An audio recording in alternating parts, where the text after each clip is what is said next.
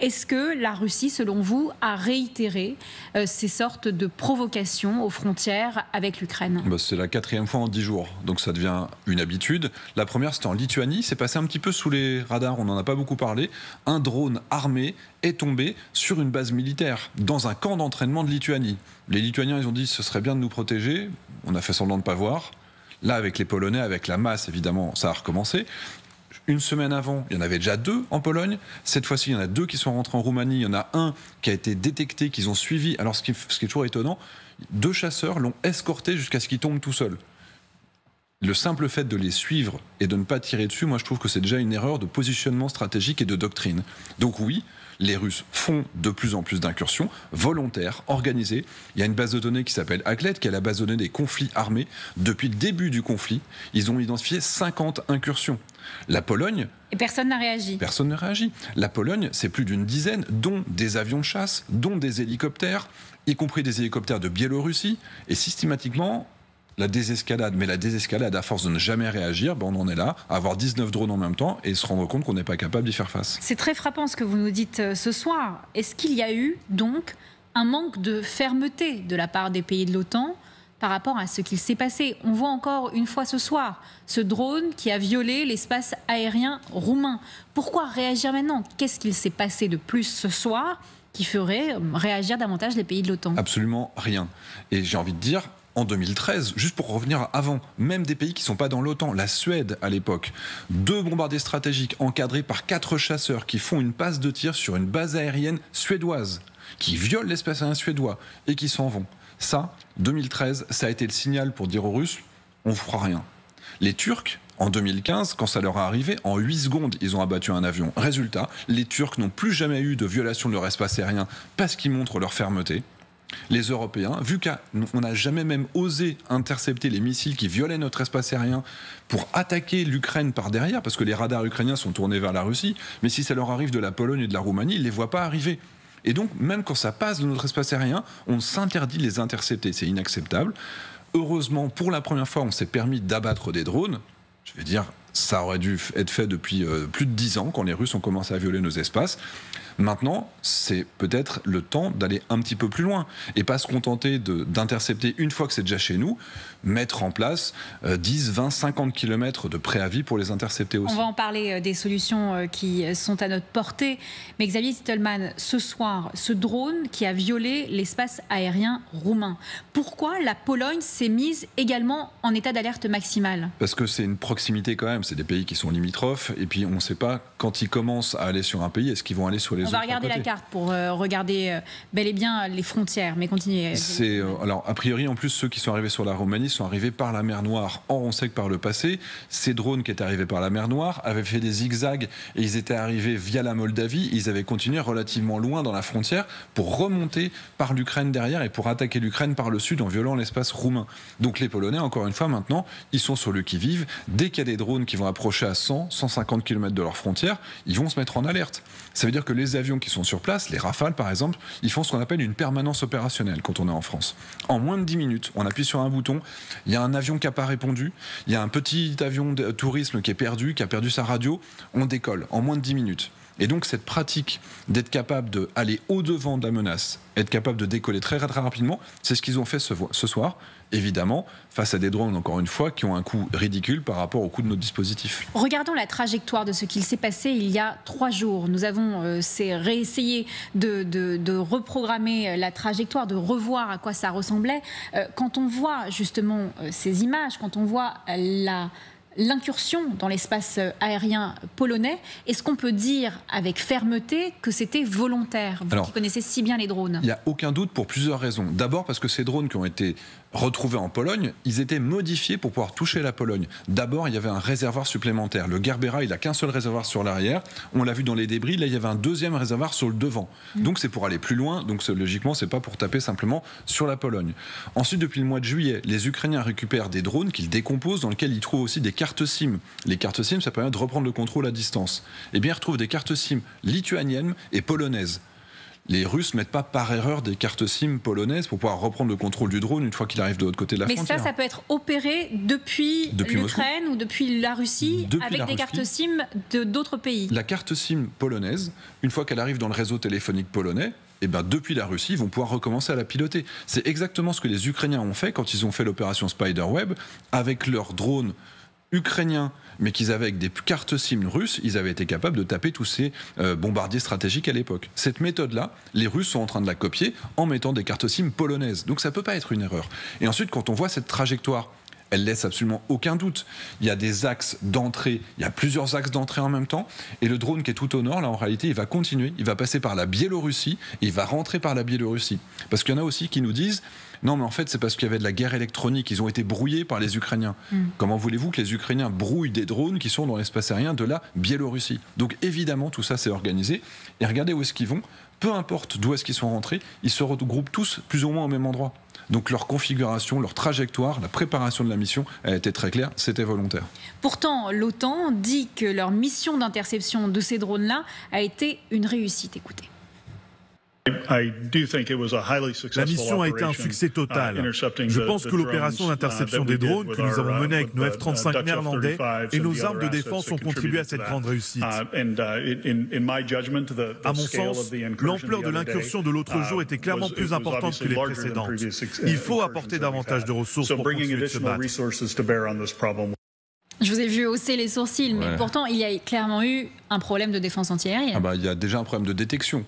Ils annoncent 19 drones dans un premier temps, c'est-à-dire qu'on en a détecté 19, maintenant on sait qu'il y en avait 27, parce qu'on a retrouvé 27 épaves. Donc déjà, on n'a pas été capable de tous les détecter. Premier problème, les Ukrainiens, ils ont des réseaux de capteurs qui sont beaucoup plus performants et low cost. Je ne parle pas simplement des radars, mais ils ont des réseaux acoustiques, avec simplement des micros au sol qui permettent d'avoir la garantie. C'est passif, ça ne se fait pas détecter, ça marche très très bien. Ensuite, une fois qu'ils étaient sur l'espace aérien, il n'y en a que 4 qui ont été interceptés, qui ont été détruits. Parce qu'évidemment, nous, avec nos méthodes qui sont celles d'un pays qui s'est préparé pour une guerre de haute intensité, on n'a que des avions de chasse ou que des hélicoptères. Donc il faut soit tirer des missiles, soit faire du tir canon. Les Ukrainiens, de leur côté, ils ont des centaines, et j'ai passé des nuits avec ces gens-là, des centaines de pick-up avec des canons, des grosses mitrailleuses sur le toit, ou alors des sortes de radars asservis au canon. Ça coûte rien. Ou alors, évidemment, c'est des drones intercepteurs de drones. Mais comme nous, on n'a pas ça, on est très satisfait d'avoir envoyé des avions qui coûtent $42 000 de l'heure de vol, le F-35, pour tirer un missile qui coûte 1,2 million de dollars pour taper sur un drone qui est à 10 000. Donc en fait, c'est la différence entre l'efficience et l'efficacité. On peut faire du contrôle des pêches avec un porte-avions nucléaire. C'est très efficace. Mais en termes de rapport entre le coût et l'efficacité, c'est l'efficience. On a une efficience qui est ridicule. Et on n'a surtout pas la possibilité de tenir sur le long terme, parce que nous, nos missiles qui coûtent cher, on les produit très lentement. Les Russes, ils produisent aujourd'hui 500 drones kamikazes Shahed chaque jour. Et ça, c'était pas des Shahed, c'était la petite version qui coûte pas cher, avec seulement 3 kilos d'explosifs. On voit déjà l'effet que ça a fait sur le toit d'une maison. Mais imaginez s'ils envoient 500, 800 drones et que l'Ukraine n'en intercepte que 10%, et que s'il y en avait 300 qui se retrouvaient sur le territoire polonais avec réellement 90 kilos de charge militaire, là ce serait catastrophique et on ne sait pas faire. Que faut-il faire donc? Possibilité d'avoir un barrage de drones. Écoutez ce que disent les Polonais. Nous allons également coopérer étroitement avec l'Ukraine en matière de systèmes anti-drones. Nous travaillons actuellement sur les meilleurs modèles et ceux de l'Ukraine sont les meilleurs dans ce domaine car ils ont fait leurs preuves sur le terrain dans la construction d'un barrage anti-drone aussi efficace que possible. Nous avons déjà prévu dans les heures à venir d'avoir des discussions concrètes et un échange d'expériences avec la partie ukrainienne. Ça fonctionne comment concrètement, un barrage de drones ? Alors, d'une manière générale, les Ukrainiens, ils ont multiplié les couches. On parle en général des missiles qui coûtent très cher. Eux, ils l'utilisent jamais contre des drones. Ça va être pour intercepter des missiles hypersoniques, des missiles balistiques, les Patriotes, etc. C'est jamais utilisé pour des petits drones comme ça. Donc, ils ont aussi des drones intercepteurs de drones. C'est quelque chose qu'ils ont développé massivement à partir de l'été 2024, quand ils ont multiplié les drones qui ne pouvaient pas intercepter justement avec les missiles qui coûtent très cher. Il y en a différentes catégories. J'en ai ramené un. Alors ça, c'est les drones kamikazes FPV. Les drones kamikazes FPV, ce sont des drones qui sont utilisés massivement pour les chars, etc. On en a vu beaucoup. Et en réalité, ils vont mettre 4 de ces drones sous un drone porteur. ils vont aller à 3000 mètres d'altitude. Et une fois qu'ils sont à 3000 mètres d'altitude, ces drones, ils vont les larguer un par un, parce qu'ils savent, avec leur radar et leur capteur, qu'il y a un drone russe qui est en train d'arriver, un drone russe avec un missile à bord. Et ce drone-là, ils vont le piloter pour aller jusqu'à l'impact. Et ça, c'est la deuxième génération de ces drones. Il y a une intelligence artificielle. Alors ça se voit pas, c'est tout petit, mais en fait, il y a une puce Raspberry Pi, il y a une puce supplémentaire qui est ici, avec une base de données de reconnaissance pour faire du combat aérien par collision, comme pendant la Deuxième Guerre mondiale entre les Soviétiques et les Allemands. Mais avec de l'explosif ? Avec de l'explosif, il emporte entre 1,5 kg et 3 kg d'explosifs selon les modèles. Donc c'est quelque chose qui aujourd'hui coûte 800 € et qui permet aux Ukrainiens d'intercepter 90% des drones kamikazes. Les 19 drones, 25 drones qui sont passés sur la Pologne, c'était des drones qui n'ont pas été interceptés par l'Ukraine parce que les Russes ont fait exprès d'éviter les zones sur lesquelles ils avaient cette défense, c'est-à-dire les villes, les centrales nucléaires, etc. Mais aujourd'hui, les Ukrainiens, je suis en contact avec ces producteurs de drones, ils pourraient produire tout de suite 50% de drones en plus. Leurs usines ne tournent qu'à 60-70%, faute de commandes, parce que l'État ukrainien, il n'a pas assez d'argent pour commander, pour acheter des moteurs, des caméras et des systèmes d'intelligence artificielle. Nous, demain, on peut décider d'acheter aux Ukrainiens, allez, augmente de 50% ta production pour nous, pour se protéger. Et j'ai envie de dire, protégeons les Ukrainiens mieux, parce que du coup, ils servent de filtre. C'est l'Ukraine qui protège l'OTAN aujourd'hui. Comment vous expliquez que ces commandes n'ont pas été faites ? Alors je pense qu'il y a beaucoup de questions administratives. Là, j'ai parlé une fois avec des administratifs, ils m'ont dit « Ah mais tu te rends compte, il faut changer tel document, etc. » Je lui ai dit « Viens avec moi dans les tranchées, tu verras, je suis sûr que tu trouveras une solution plus rapidement. » Aujourd'hui, la façon d'acheter dont le ministère des Armées, c'est pas spécifique à la France, c'est on identifie un besoin, on fait une expression de besoin, on définit la nouvelle doctrine, il y a des industriels qui vont répondre, s'il va y avoir un appel d'offres qui va durer 6 mois, 3, parfois plus, et ensuite on va finir par acheter en petite quantité. Sauf que du coup, cette démarche qui prend 2-3 ans fait qu'aujourd'hui, les drones qui sont industrialisés en France correspondent plus ou moins aux besoins qui étaient vrais il y a 2 ou 3 ans en Ukraine. On n'a pas la vitesse qui est nécessaire pour faire face aux Russes. Ce qu'on va produire aujourd'hui, et les Ukrainiens le disent, ils ne peuvent pas faire de stock. S'ils font un stock de drones, dans 3 mois, il est périmé. Et nous, ce qu'on a demandé de faire avec des spécifications qui datent d'il y a 2 ans, aujourd'hui, elles ne sont parfois pas adaptées à la réalité du terrain. Qu'en est-il de la réponse qui a été mise en place par l'OTAN, cette opération Sentinelle de l'Est? En quoi ça va consister? Écoutez les mots du secrétaire général de l'OTAN, Mark Rutte. Aujourd'hui, le général Grinkiewicz et moi-même sommes ici pour annoncer que l'OTAN lance l'opération Sentinelle de l'Est afin de renforcer encore davantage notre positionnement le long de notre flanc Est. Cette activité militaire débutera dans les prochains jours et mobilisera divers moyens provenant d'alliés tels que le Danemark, la France, le Royaume-Uni, l'Allemagne et d'autres pays. Outre des capacités militaires plus traditionnelles, cette initiative comprendra également des éléments destinés à relever les défis particuliers liés à l'utilisation de drones. Des avions français et allemands pour lutter contre des drones russes. Est-ce que c'est la bonne réponse au vu de ce qu'on vient de se dire? À défaut d'avoir le très low cost et très efficace, on fait le pas du tout low cost, mais quand même relativement efficace. Il faut le dire aussi, les Ukrainiens, une partie de ces drones, ils les interceptent avec des hélicoptères au canon, avec des avions de chasse au canon. Ils n'utilisent pas leurs avions de chasse pour tirer sur des missiles. J'étais par exemple en août avec des équipages d'avions de chasse ukrainiens. À chaque décollage d'un Mirage 2000 français qu'on leur a donné, ils interceptent 2 à 3 de ces drones. Donc ils leur tirent dessus au canon, ça évite d'utiliser des missiles à 1 million d'euros. Donc l'avantage, si on multiplie les avions de chasse, et que chacun de ces avions de chasse est capable de tirer sur 2 ou 3 de ces drones, ça nous épargne l'utilisation de missiles sol-air ou air-air qui coûtent infiniment plus cher. Donc il faut multiplier les avions de chasse. La Pologne en a, peut-être pas en nombre suffisant, et dans tous les cas, il y a un signal aussi envoyé à la Russie en disant voilà, nous faisons bloc, nous avons 5-6 pays qui sont maintenant disponibles sur les frontières est de l'Europe pour intercepter ce que vous envoyez. Mais vous dites, on peut faire mieux et moins cher. Bien sûr, mais on s'interdit de faire mieux et moins cher tant qu'on n'achètera pas aux Ukrainiens la production qu'ils font aujourd'hui, qu'ils pourraient faire en plus grande quantité, et qui évolue jour après jour avec des mises à jour quasiment toutes les semaines sur leur logiciel de mission, etc., on sera toujours dans le très haut coût économiquement pour une efficacité qui sera moindre que ce que font les Ukrainiens, c'est une certitude. Et encore une fois, l'idée de renforcer la défense aérienne ukrainienne en leur permettant de produire plus de drones déjà pour que chez eux ils en interceptent beaucoup plus, c'est notre première protection. Il faut vraiment s'en rendre compte. Les Ukrainiens, maintenant que les Russes décident de plus en plus souvent de violer nos espaces aériens, ce sont les Ukrainiens qui nous protègent. Mais de fait, est-ce que nous avons besoin de plus de troupes sur le flanc est de l'Europe ? On sait qu'il faut, pour des drones, des dronistes, des personnes qui peuvent piloter cela. On sait qu'en France, c'est l'armée de terre qui s'occupe des drones français. Est-ce que là, il y a une différence d'appréciation ? On sait que les Allemands ont voulu, par exemple, augmenter leurs troupes au sein de l'OTAN sur le flanc est de l'Europe.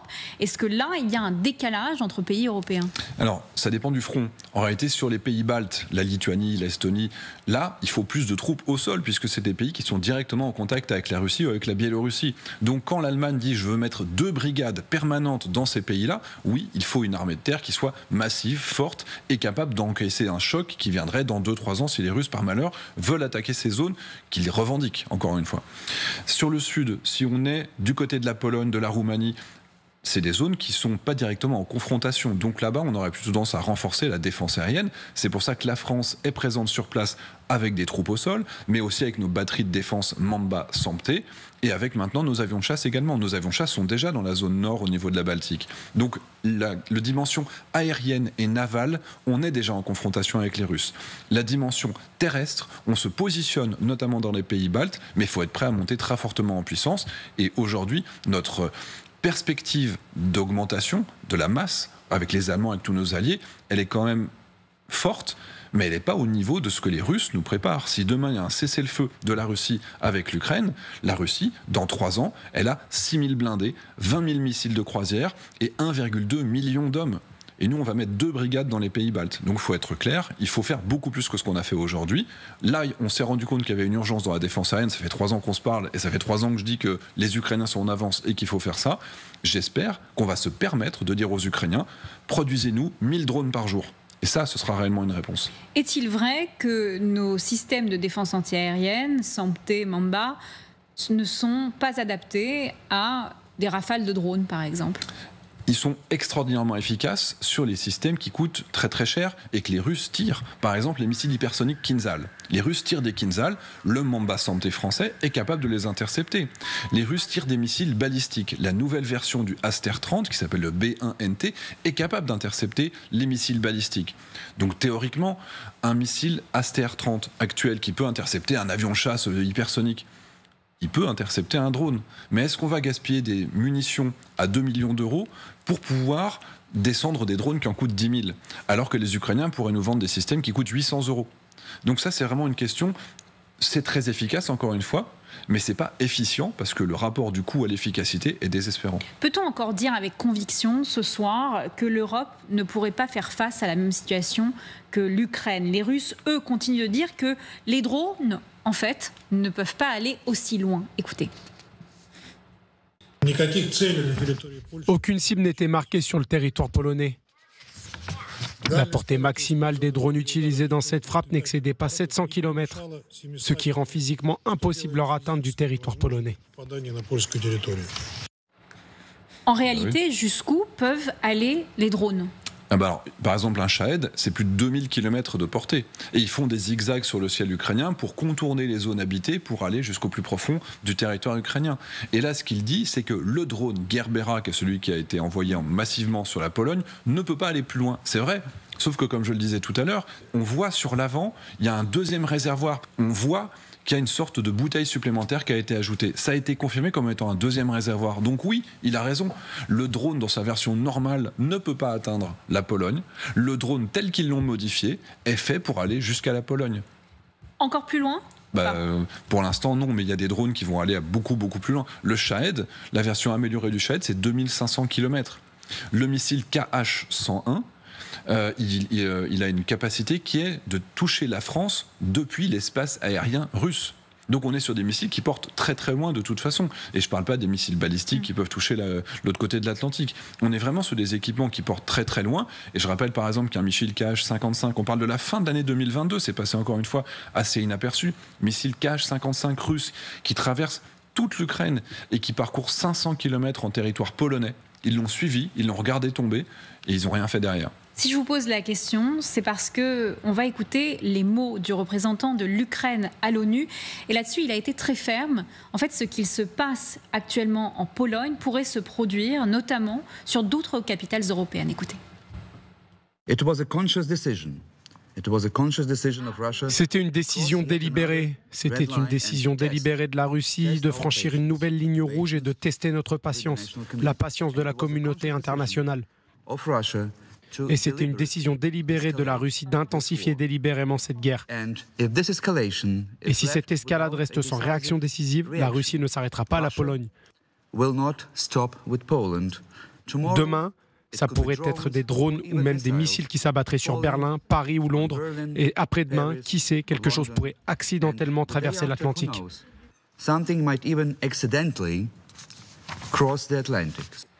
Peut-on dire fermement ce soir que la Russie va s'arrêter à la Pologne et à la Roumanie ? Alors j'aimerais qu'elle s'arrête tout de suite et même pas à l'Ukraine, mais est-ce qu'on peut le dire ? Évidemment non, puisque jour après jour, ils prouvent qu'ils veulent violer nos espaces aériens. Là, je pense quand même que là, il dramatise un petit peu la situation parce qu'en réalité, oui, ces drones ont une capacité de voler jusqu'à la France, par exemple. Les missiles de croisière KH-101, comme je le disais, les Shahed, ils peuvent voler jusqu'à la France également. Mais il y a quand même quelques pays avant. Le problème, c'est que les Russes ont développé une version, par exemple, du Shahed qui est tirée depuis les containers. C'est-à-dire que vous avez un cargo civil qui passe au large de la France. Le container s'ouvre et il va lancer des drones kamikazes Shahed.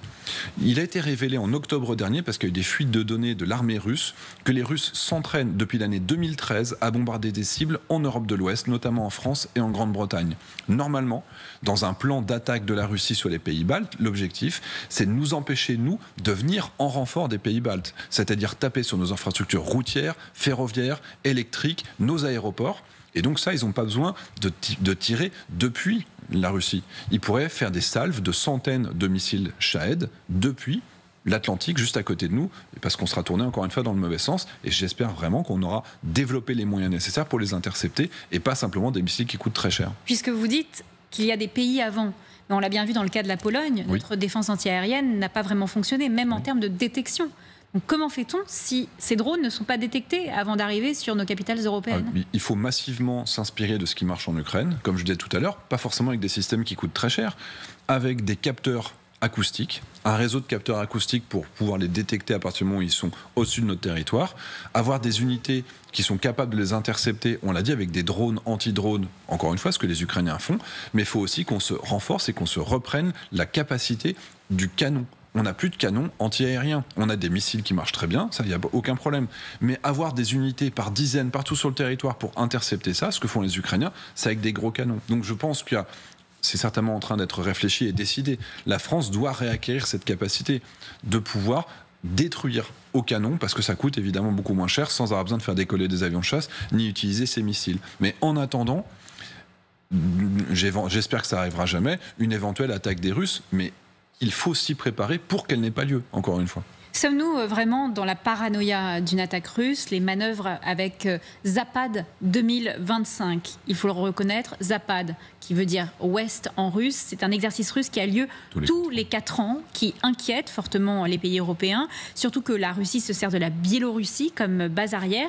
Y a-t-il un risque que les Russes s'appuient sur cette opération pour faire plus ? Regardons la carte de cet exercice Zapad, un exercice qui a commencé il y a à peine quelques jours.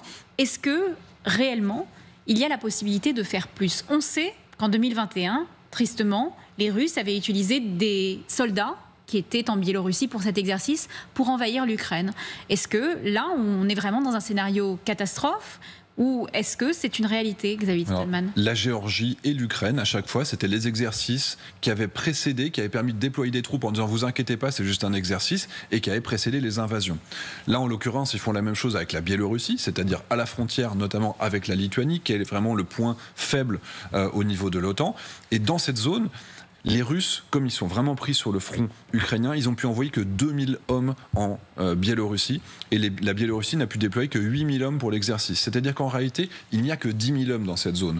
Donc nous, on ne s'inquiète pas. Mais par contre, qu'est-ce que ça implique pour les Ukrainiens ? Les Ukrainiens, ils doivent décaler 8-10 000 hommes qu'ils avaient peut-être ailleurs sur le front pour les remettre juste à cet endroit en dessous de la Biélorussie. Parce que justement, ils ne peuvent pas se retrouver avec une armée russe qui est de l'autre côté. Donc même si c'est rien de notre point de vue et que les Polonais ont été capables de mobiliser 40 000 hommes, il y a néanmoins une crainte pour les Ukrainiens d'avoir tous ces Russes qui se trouvent juste au-dessus d'eux. Pourquoi pas pour prendre Kiev à revers.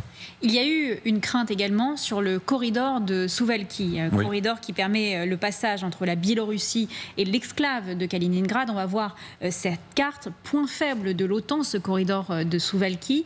On le voit bien, ça permet entre la Biélorussie et l'exclave de Kaliningrad d'avoir un corridor pour les Russes, pour qu'ils puissent aller très clairement de la Biélorussie à cette exclave qui appartient à la Russie.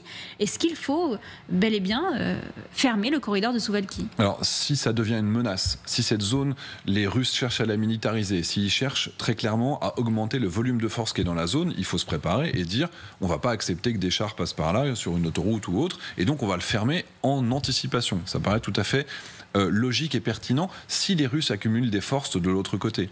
Maintenant, d'une manière générale, il faut aussi avoir des brigades et il faut aussi avoir des forces au sud avec les Polonais, au nord avec les Lituaniens renforcés par les Allemands pour pouvoir éventuellement écraser cette attaque. C'est pour ça que l'OTAN a dit si jamais il y a une attaque dans la zone, Kaliningrad, on envahit Kaliningrad. Il y a quand même un répondant de l'OTAN, on parle de centaines de milliers d'hommes qui sont quand même présents dans la zone, la Pologne. Ce serait facile de... Non, ce ne sera pas facile.